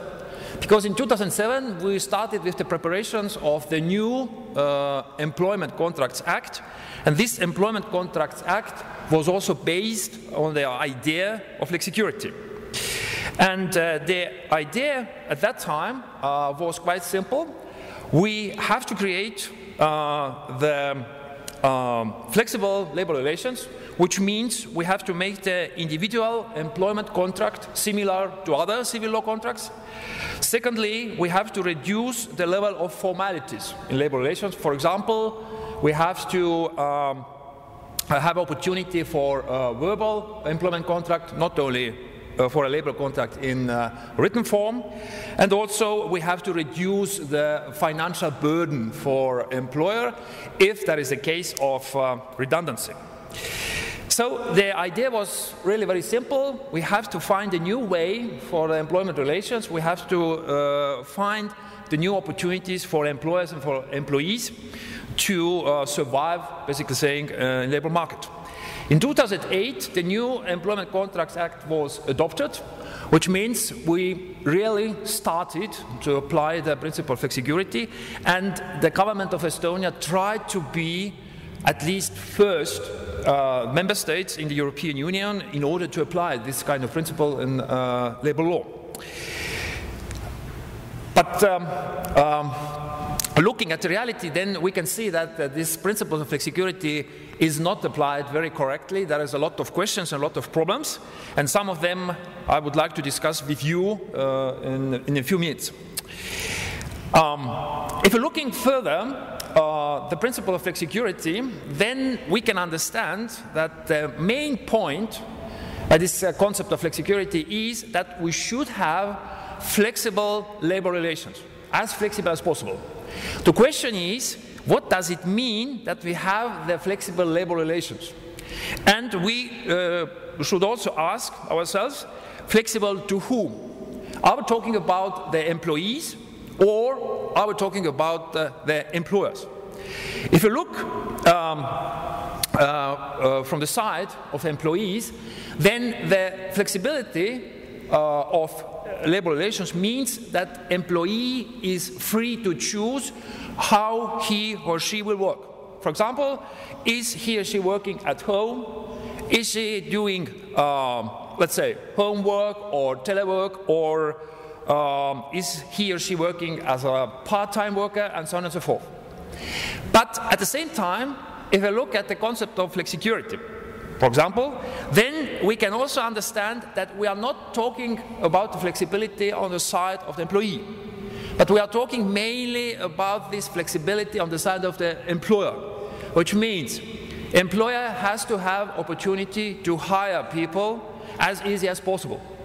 The employer has to have the opportunity to dismiss employee as simple as possible without any, let's say, fees, without any compensation, without any prior notice or whatsoever. This means that the flexicurity and flexibility of the labor relations is basically saying meant for employer and meant for that we could protect employer against the employees. If you look now the situation in Estonia, how we manage such kind of flexibility in labor relations, then I can give you some examples which are quite complicated to understand what the party should do and how basically saying Estonia understands this kind of flexibility in labor relations. For example, one important task for employer is arrangement of working time. This means employer will establish rules how the people are working. Well, let's say at what time we will start with our working day, when we will finish our working day, and so on and so forth. It's quite usual. But at the same time, Estonian labor law says that employer has a right to change the arrangements of the working time unilaterally, which means without any consultations with the employees, without any prior notice to employees, and without having any idea what the employees are thinking about it. This means that, to a certain extent, we have reached the flexibility in arranging the working time. Employer can do it, no problem with that, but at the same time, the system is also confusing for employees, because employees do not know how long they should work, when they should finish to work, and for which or for what hours they will be paid. So this means we have reached some kind of flexibility, but it is also confusing for the other party, for the employees. Taking the next example, the main question by applying the principle of flexicurity is conclusion of employment contract. As I already stated, the idea of the flexicurity is to create the new employment relations as easy as possible. So Estonia has also tried to make it easier to conclude the employment contract. And we have two rules. First of all, Estonian Employment Contracts Act will state that the parties to the employment contract should have this contract in written form, which means that both parties should sign the document. In that document, we have the rights and duties, and everything is clear. Also, it is stated that the written form is not mandatory. This means if we do not have any written contract, it is not a problem. Still, employment contract is valid if an employee has started already to work. So far, the rules are quite clear, and there is nothing unusual for labor law. But now the Estonian Employment Contracts Act has made some surprising rules. And the surprising rules says us that employer can also make a unilateral declaration about the employment conditions. This means employer can avoid to conclude the employment contract, and instead of employment contract, it is enough if there will be sort of piece of paper signed only by the employer, and this piece of paper will state these are the employment conditions. And the employee has no options to, to have explanations or to ask why such conditions, because according to the law, it is legal. This means there is no use of the previous rule, which I already said, that there is a written contract, or at least there should be the written contract, if an employer has the opportunity just to make the unilateral declaration about the employment conditions. Now, of course, we are asking in Estonia, and we do not have any case law on that point, why do we have such two different rules in our employment law? Because the rules themselves are contradictory, the first thing, and the second thing, they are confusing, because both parties don't know what to do. The employee will have employment contract in written form, but the employer will say, nothing to do, I'm not interested in, because according to the law, I can only deliver the unilateral declaration. The next example is the question about the conclusion of fixed-term employment contracts. The fixed-term employment contracts have been seen as a tool in order to create more flexible labor relations, or it's better to say, to guarantee more jobs and also to give for people opportunity to start work again if they have been unemployed a long time.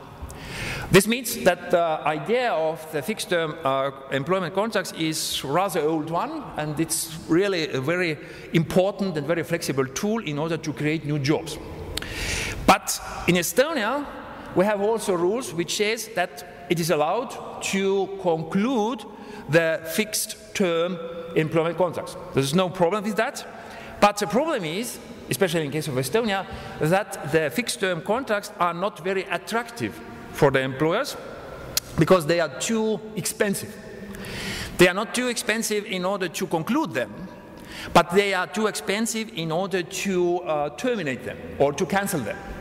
Because we have a rule, if there is need to dismiss fixed-term employee, then this employee has a right to get, one can say, quite big sum of compensation. What does it mean, quite big sum of money or quite big compensation? This means basically saying, taking an example, if a person has concluded fixed-term contract for a period of 3 years, then suddenly, after 1 year working, employer has to dismiss this kind of fixed-term employee. Still, the fixed-term employee has a right to get the whole wage for the whole period, which means still the employee has a right to get 3 years' wage, although he or she is not working anymore by that company. This means that the rule says, even we are dismissing the fixed-term employee, still this employee has a right to get wage for the whole fixed-term period, let's say in our case for the period of 3 years, and that's why this fixed-term contract is rather expensive and not so developed in Estonia.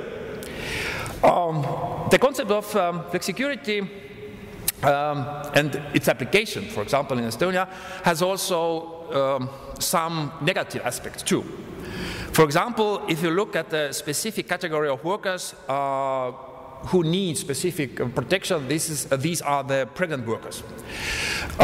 Before applying the rule of flexicurity, the rules for pregnant workers were quite clear. This means in case of redundancies, in case of dismissal, the pregnant workers were protected. This means they were not allowed to dismiss.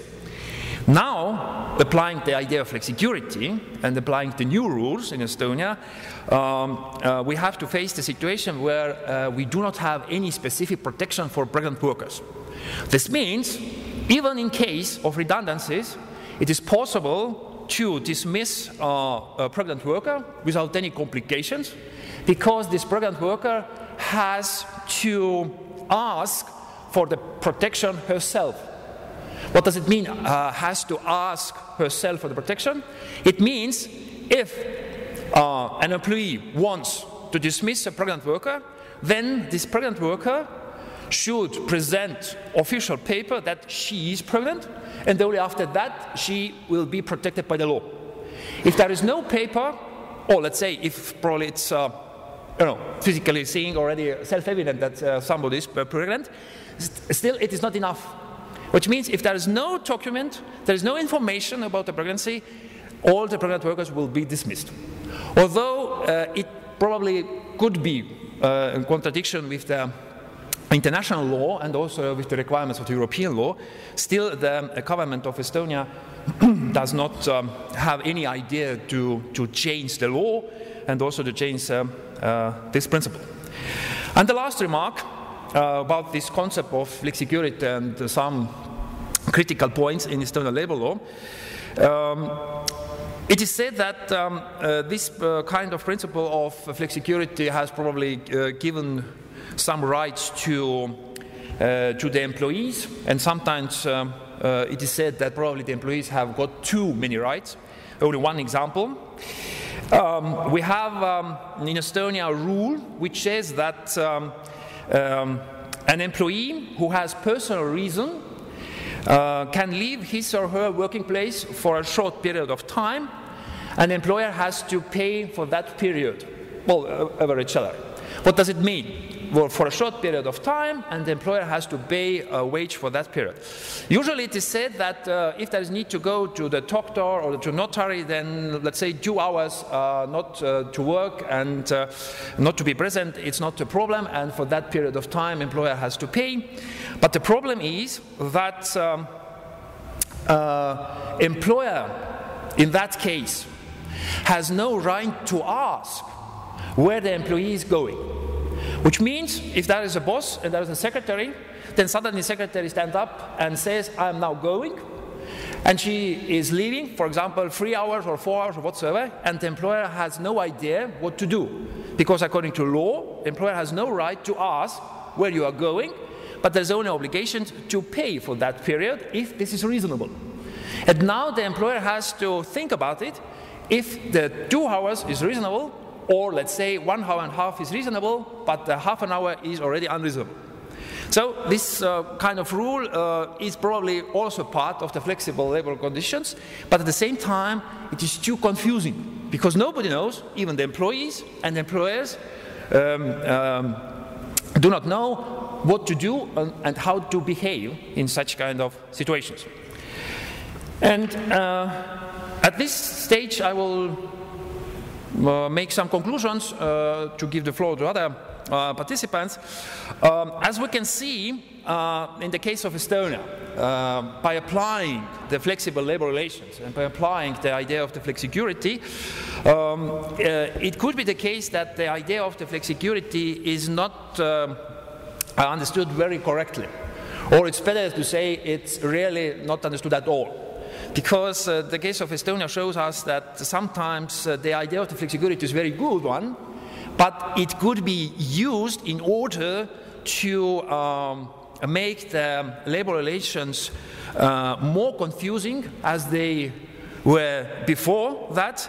And in applying the idea of the flexicurity in Estonia, we can say now that both of parties to the employment contract, employer and the employees, are not very happy with the situation, because the idea of the flexicurity, at least theoretically saying, is a very good one, but if we are trying to apply it, especially in Estonia, then unfortunately we do not have any results on that. So this was all. Thank you for your attention, and if there are any questions, I'm ready to answer the question. Thank you very much. Some questions? There is one. There is a mic, I guess. Just a minute, speak in the microphone. Okay, I have 2 questions. Flexicurity, that's flexibility, and security. I'm not sure if I missed the point when you talked about security, so I was wondering where is actually the security then for the employee, for the for the employed person? So first question. And the second question, given that this is a very, very neoliberal law, well, being a German, for us it would be not conceivable that in Germany we would have a law like this. Has there been any, for instance, constitutional challenge against this law? Because, well, I don't know if Estonia considers itself to be a state bound by the Sozialstaatsprinzip, like that it has the obligation to guarantee certain social requirements, for instance, the interests of the employees also, or other constitutional values, or, well, you have been very critical, so has there been any thing going on in Estonia? Thank you. Yeah, thank you very much for the questions. First of all, starting with the first question about the security. This is true. I was not talking about the security because it is a too problematic a way to speak about the security in case of Estonia. Of course, theoretically speaking, there should be specific social security for unemployed person, but in Estonia it is not applied because our government has took the decision we do not have financial resources. That's the usual thing, and that's why there is no social security protection in that case, which means we have adopted in the case of the flexicurity only one part from this four components. This is only the flexible labor relations.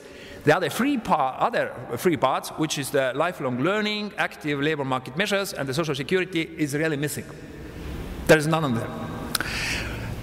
Coming to the second question, then of course this law, and I suppose not only in the framework of the Baltic state, but also in the framework of the European Union, is really too liberal, to my mind, because, as you pointed out very correctly, in Germany it would be never the case that Bundestag will adopt such kind of law. In Estonia, everything is possible, because this is like the wonderland. You know? There are no discussions going on about constitutional guarantees and about the constitutional background for this kind of rules or for this kind of application, flexicurity principle in Estonia. Although it's quite correct, we have similar rule in our constitution, which is similar to Sozialstaatsprinzip that we know already, but this principle was never used by elaborating and adopting the new law and the new rules. And I guess that trade unions and also the employers association in Estonia will never go to the constitutional court in order to say that this law is not in line with the constitutional requirements, because that's our mentality. It's nothing to do. That's the way we are thinking, and we are satisfied with the law, although we are saying all the time the law is bad, it does not function very well, but there is no trends or no initiatives in order to improve it, which means we have to live with that. Small country, very flexible, everything is flexible. So, thank you. There is no questions anymore at this point. So, next speaker.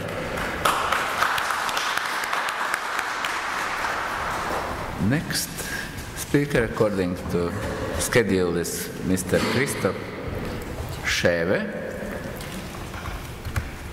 The floor is yours.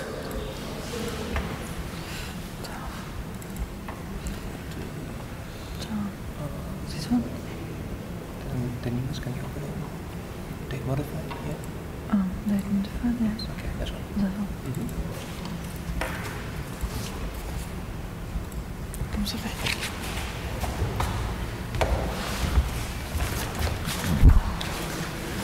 Well, ladies and gentlemen, unfortunately I speak in the private law section, even though I will be talking more about public international law.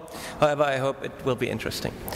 I modified the topic to qualitative changes with the WTO membership of Russia in international trade disputes, so we might have also this aspect of quality.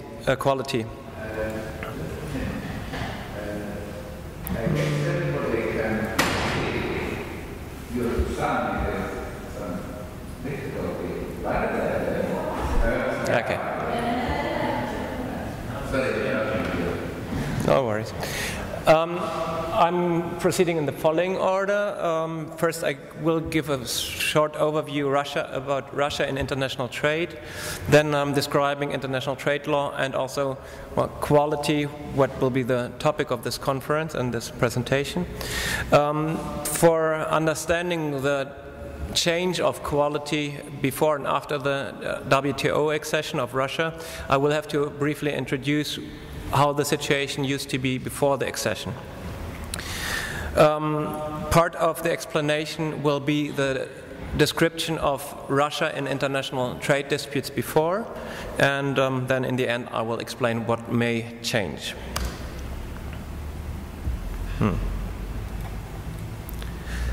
So,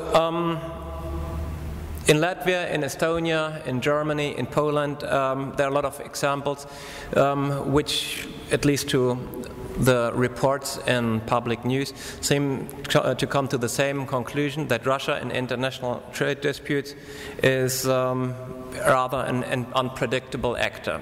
Nobody knows what comes next. So the question, the guiding question for this presentation is, will international trade law make Russia more predictable? And we'll conclude with the question, will WTO law make it more predictable?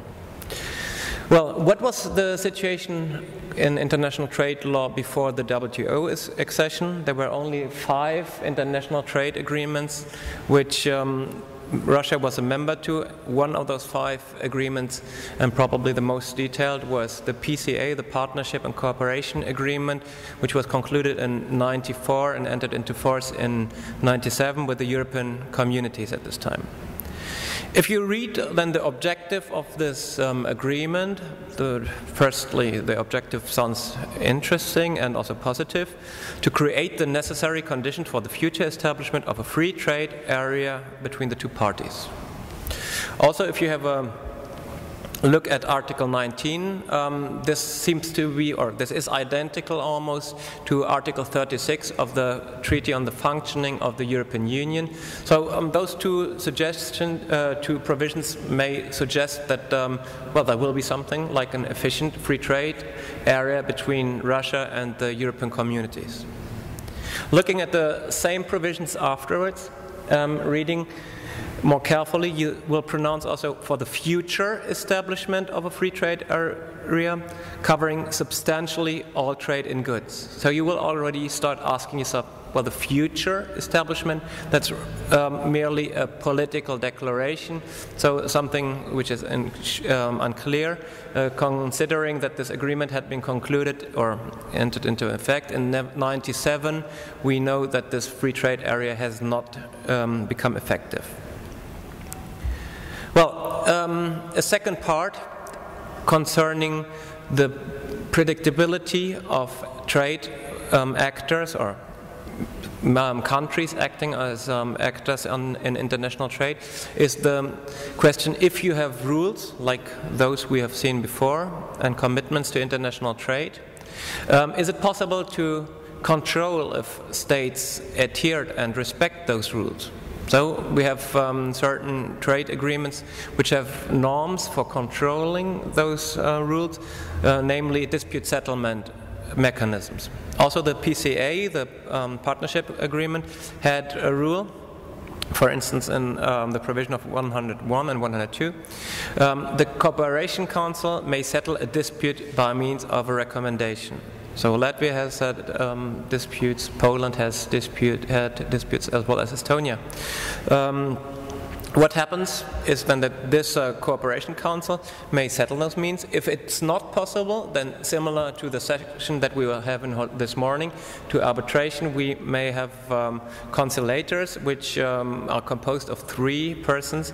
However, as we see in subsection 3, those recommendations shall not be binding upon the parties. So, at least when it comes to the binding effect of this dispute settlement procedure, there is no real power of that. This effect, or the lacking effect of binding rules, is even more amplified if you have a look at the last of the 3 bullet points here, that the Cooperation Council is actually a purely political institution, because it's composed of the Council of the European Union, members of the Commission, and the government of the Russian Federation. So probably in that concern you will not come to a decision which is only based on law. Well, I mentioned a couple of countries, as you can see from this list, that was not exhaustive. We have a lot of trade disputes with Russia, and insofar it is a little bit unsatisfactory, not satisfactory, because always the conclusion of those disputes, I unfortunately don't have the time to go into the details, but always the result of those disputes was that they were settled by diplomatic means, meaning in public international law we differentiate between so-called diplomatic means and legal means. The legal means which focus on technical issues and the question whether one of the parties has disrespected or not complied with those technical rules. What had happened in those disputes before, Poland, Finland, and Estonia, the disputes, they were emotionalized. So finally the public was reporting about the dispute itself, and they entered a political level, even though the question whether the import of poultry to Russia from Poland, for instance, only concerned the question whether the meat of poultry in Poland is harming the health of Russian citizens or not. Well, so the question is formulated as an open one. Unfortunately, I've answered it myself. So I come to the second part of my presentation. What will change with Russia as a member of the WTO?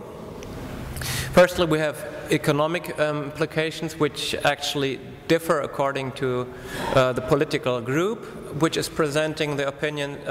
The World Bank presentations count on a yearly economic growth for Russia around 5%, so they are very positive, especially when it comes also to the investments which will be attracted by the accession to the WTO. The political opposition and also some lobbyist groups in Russia, they warn of the negative effects which will be destructive for the Russian economy. However, we also have legal implications. Basically, we have had a very short look on the previous rules of the PCA. Those will change because now with the WTO, especially the GATT and TRIPS agreements, we will have substantive rules which are, if a member complains, subject to dispute settlement under the dispute settlement body of the WTO. So we have something which is very similar to a court proceeding in Geneva, in Switzerland. So the question is, this existence of binding rules which may be controlled in Geneva, does it only bring gains or is it enforceable? So now I would like to have a look at the possibilities that one of those states which would like to bring a complaint against Russia, what might it look like afterwards? So if one of the countries, let's assume Poland, brings the matter to the WTO and it wins, then the last consequence would be the possibility to retaliate against Russia, which means that Poland alone, being a member of the European Union, can't do anything, but the European Union, as the actor with a common commercial policy, might retaliate against Russia. That means they can they will calculate the losses that Poland has suffered because of the blocked imports, and in the same amount to the losses, the damages of Poland, they can have retaliation tariffs, which means we can block Russian imports to the European Union, which amount to the same amount as the losses. The question is, can we really win this retaliation, or is it compensation? Well, ladies and gentlemen, we all know what we import from Russia, and to 90% this will be energy. And the question is, what we do win if we make energy from Russia more expensive for ourselves. So we may win the dispute, but like the Pyrrhic victory, we may lose more than we have won because we make energy more expensive for ourselves and also for our industries. So probably we might go to Geneva and try to win the dispute, but we would not try to sanctionize Russia. We've just seen that it might be a sake for especially smaller member states, like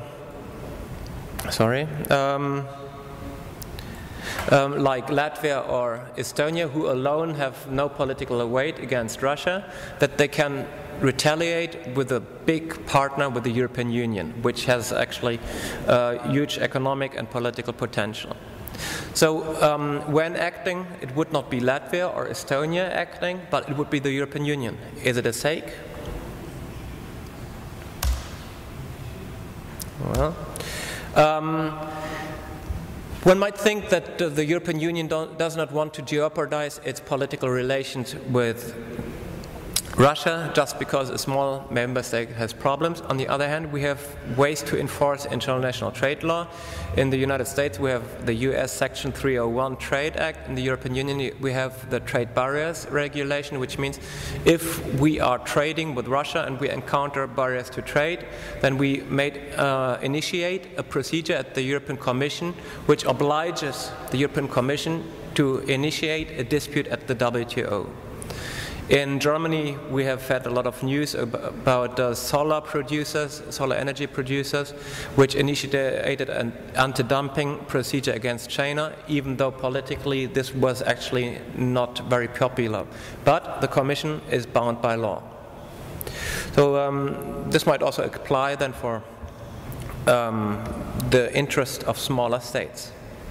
However, coming back to the point of retaliation, which I've mentioned before, is Russia in general immune to retaliation? Because they are so strong economically and politically? Well, there are more aspects which might, in a way, modify this aspect because Russian accession to the WTO has also been considered as an important signal for investors that Russia will now be bound by law, and it will be more predictable in that sense that if other members of the WTO go to Geneva, to the dispute settlement body, then there will be clear answers. Russia has infringed with WTO law or has not. Which, if you remember this list that I've shown 5 slides ago, was not the case before. It was limited to mere accusations in the Western European press that Russia did not conform to the standards. However, there was never legal or technical proof of this. So this may change. This may also change in a different regard if you think about the application of public international law. In the European Union, we take it for granted that we, individuals, can rely on the provisions of EU law. This is not the case in most legal orders when it comes to international law. However, in Article 19, subsection 4 of the Russian Constitution, public international law has the rank of being and the function effect of being directly applicable, which means that, according to the Russian Constitution, an individual in Russia may directly rely on the provisions of the WTO in Russian courts. So this is something which, ladies and gentlemen, may be very efficient, especially in the Russian Federation itself, for implementing WTO law.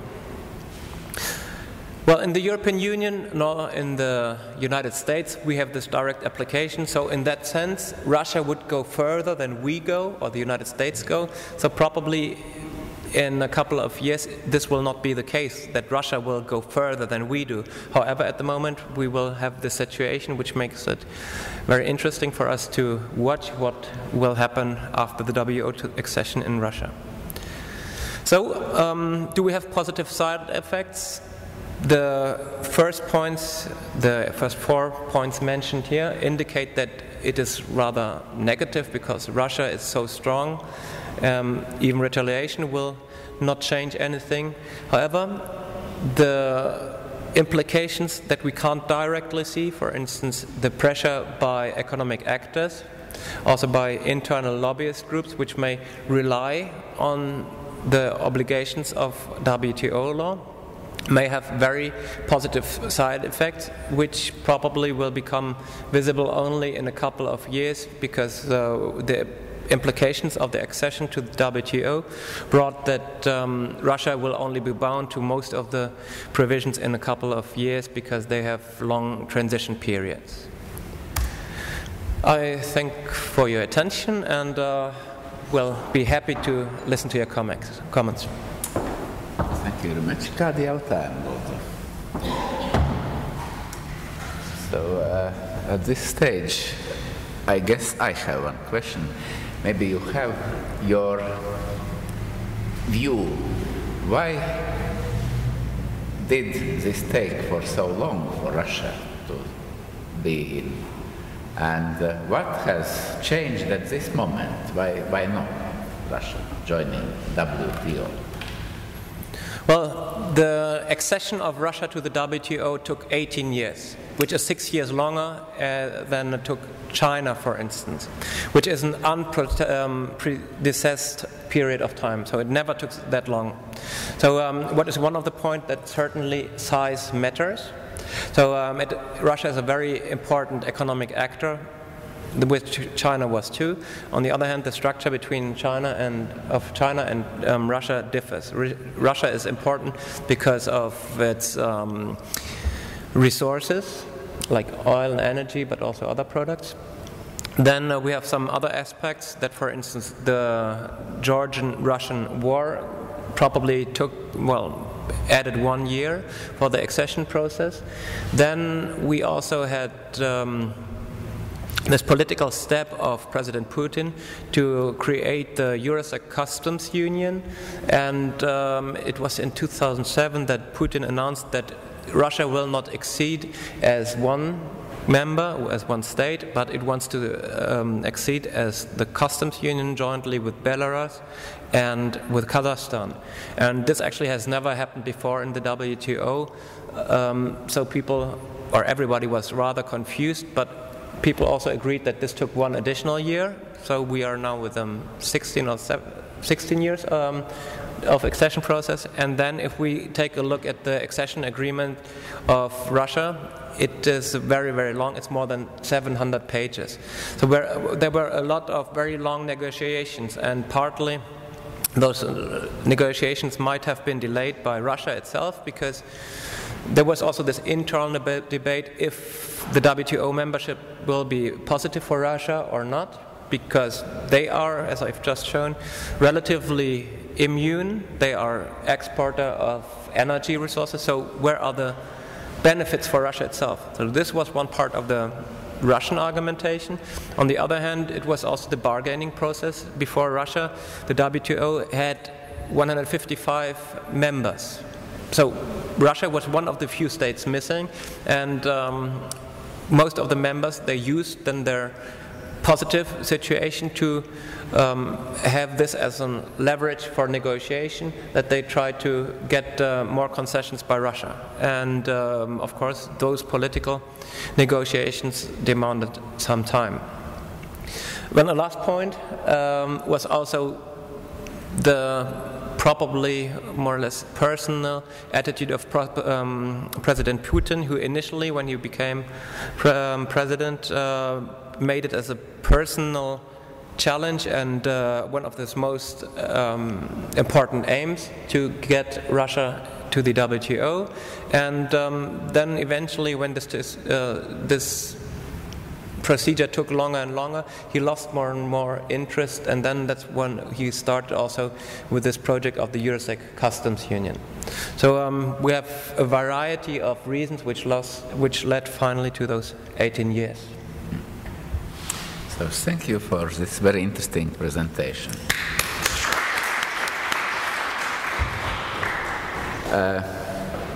Tā, cik es saprotu, tad mums Marta Stepnovska tā arī nav atradusies.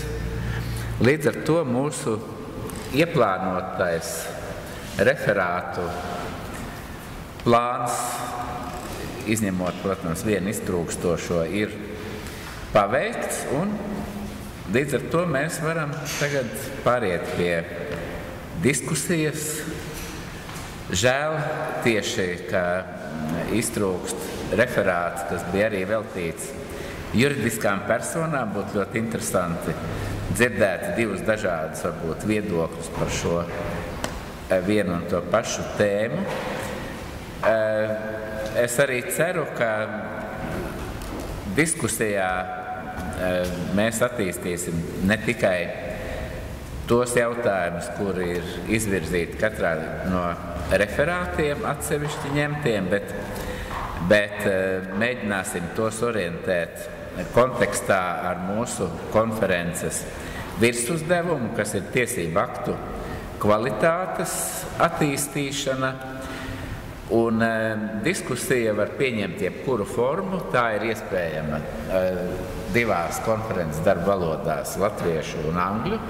Ir pieejams, kā jūs jau varējāt pārliecināties, mikrofons, un tātad runātāji var runāt no vietas, cik tālu viņi lieto mikrofonu, vai arī uzstāties no tribīnes, ja viņi uzskata kaut ko par tik svarīgu, lai pavēstītu to pārējiem no tribīnes. Vai lūdzu šajā stadijā ir kādam vēlme izteikt savas domas vai uzdot kādus jautājumus par kādu no referātiem vai par tiem kopumā.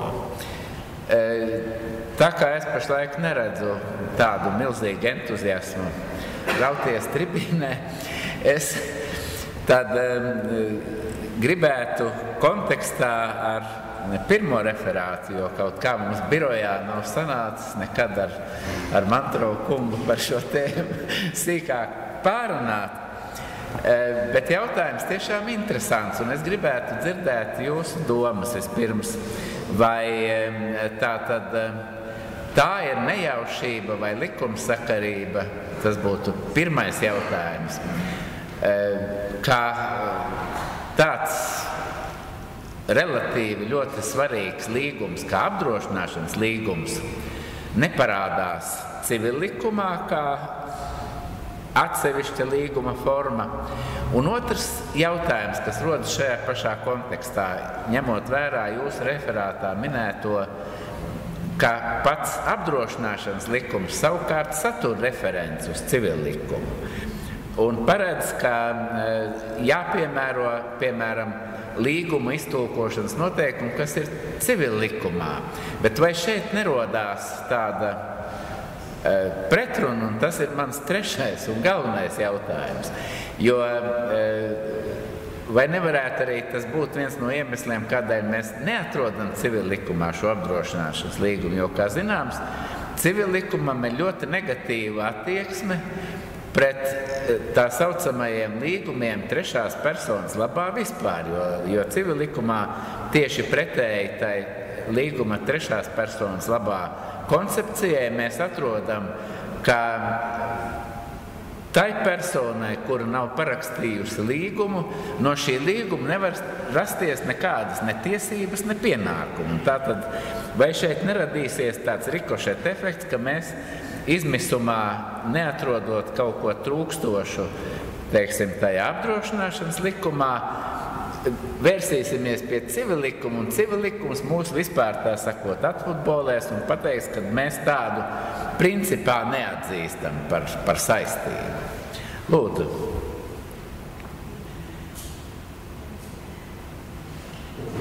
Paldies par jautājumiem. Man ir jāskata tā, ka tā savstarpējā sasaiste starp civillikumu un apdrošināšanas līguma regulējumu, viņa ir, manuprāt, nav izveidojusies. Un nav izveidojusies tieši tad, kad tika veidots civillikums. Jo, kā zināms, civillikuma priekšrocība vietējā likuma kopojumā bija nodaļa par apdrošināšanas līgumu.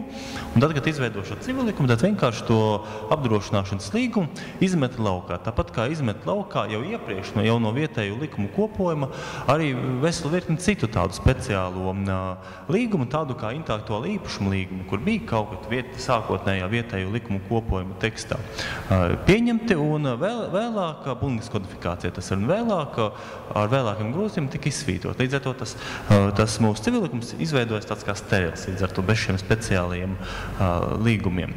Un tik tiešām varētu izveidoties situācija, ka, piemēram, meklējot atbildes tādiem jautājumiem, kas nav regulēti likumā par apdrošināšanas līgumu, un meklējot atbildes civillikumā, mēs šīs atbildes vienkārši vai nu neatradīsim, vai atradīsim kaut ko tādu, ko mūsu civillikums nepazīst. Un tik tiešām viens no aktuālākiem jautājumiem, kur es pats neesmu ticis nekādā skaidrībā, tur man godīgi jāatzīst, ir tāds, kas ir apdrošināšanas līguma puses.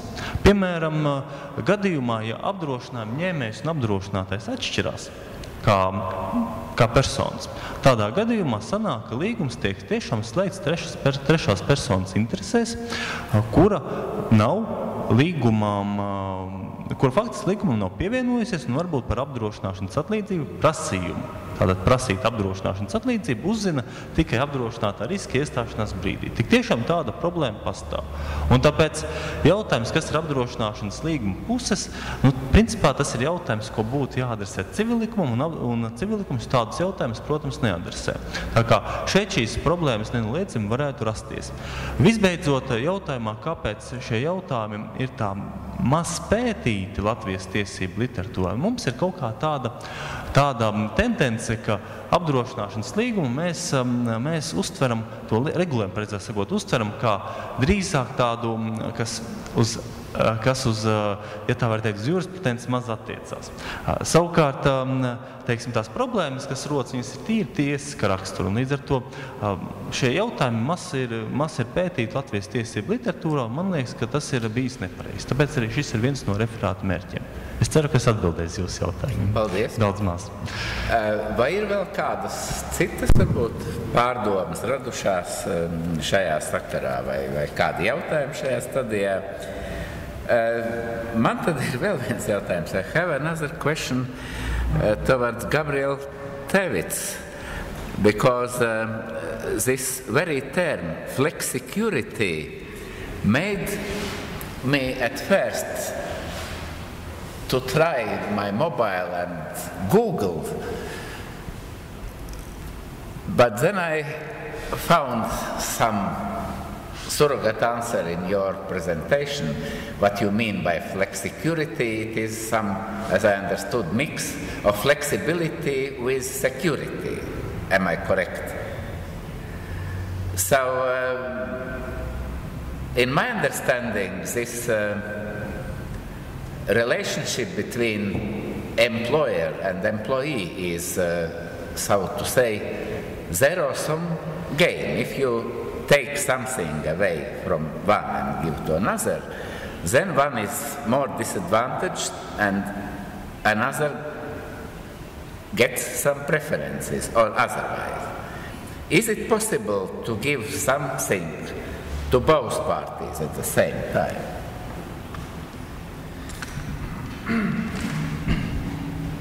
Well, thank you very much for the question. To a certain extent, it is possible, but we have to look what kind of means or what kind of tools we have, because the idea of the flexicurity means that really the main point is we have to have these flexible labor relations, which means we are taking away some protection from the employees, for example, and we are giving some advantages to the employer. That's the idea. But we are giving this kind of security not in the framework of the labor law, but in the framework of the social security. This means unemployment insurance benefits, or whatsoever. This means we are offering some kind of security also, but not in the framework of the labor law. But if you're asking now this question that the labor relation is somehow like a game, then of course you are quite correct. It is probably also very difficult to understand, as I said, how to apply this kind of principle like flexicurity. On the European level, this is a very nice theory. But if you look at the different member states, how they have applied this kind of idea, then basically saying only few of them have tried to apply the flexicurity idea, but not as a whole, but only some pieces of that theory, like labor market measures, or let's say lifelong learning, or whatsoever. But in case of Estonia, we made it in a very intensive and radical way that we changed all the rules in the framework of labor relations, like you said, rules of the game. And this means basically saying that in our case, really employees have lost a lot. Which means in labor relations, there is really no security for them at the moment. And we are not offering even the security, as I said already, in the framework of social security. Which means, in that sense, your theory is quite correct. The game is going on at the moment. Mm-hmm. But in this sense, as I said, I am really very critical in that point. That's not only my point of view, but also other people in Estonia are not satisfied with the law, and we will see what's happening. But so far, politicians and employers are satisfied with the rules because they are still working, we are still applying them, but the situation is not going better as it was before that. So it makes me to ask you another question, which is a favorite question of one of my clients. And it's always difficult to answer. And this question is very simple. Is this good news or bad news? This taking away security, so in your instance. Let's say it is the bad news. There is nothing good to say, because if you're looking at our topic, which is called the quality of legal acts and its importance in contemporary legal space, then if you look at this flexicurity idea, and then if you look at employment law, how it was developed, and also the quality of legal acts, then basically saying there is nothing good to say. Because we were violating, basically saying by introducing these flexicurity principles, everything that's possible. There was no social dialogue between the parties involved, let's say between the trade unions, government and employers. Although there were some agreements made with the government, for example, in case of unemployment insurance, all these agreements, all these, let's say, proposals were not taken into account, which means government did everything that they want without any social partners. Which means this is the idea of application of the flexicurity is more the political decision, and the social parties, they have nothing to do with that, which means it's bad.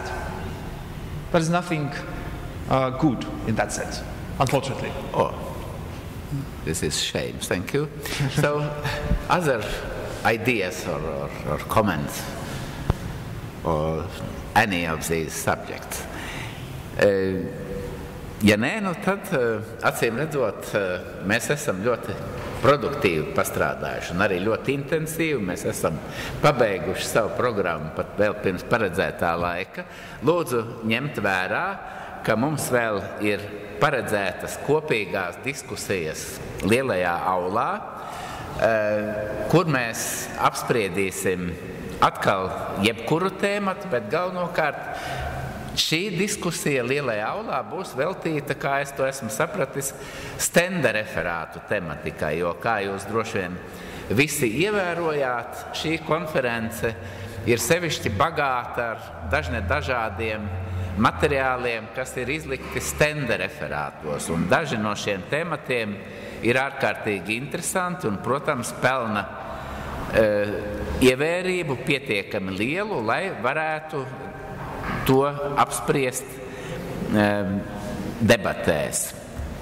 Bet acīm redzami šajā zālē, šajā apakšsekcijā mēs esam savu darbu pabeiguši. Es vēlreiz pateicos visiem ziņotājiem par viņu ieguldījumu, lai šī konferences daļa noritētu sekmīgi, kā arī tiem nedaudzajiem, bet ļoti uzmanīgajiem klausītājiem, kas bagātināja mūsu auditoriju. Paldies jums!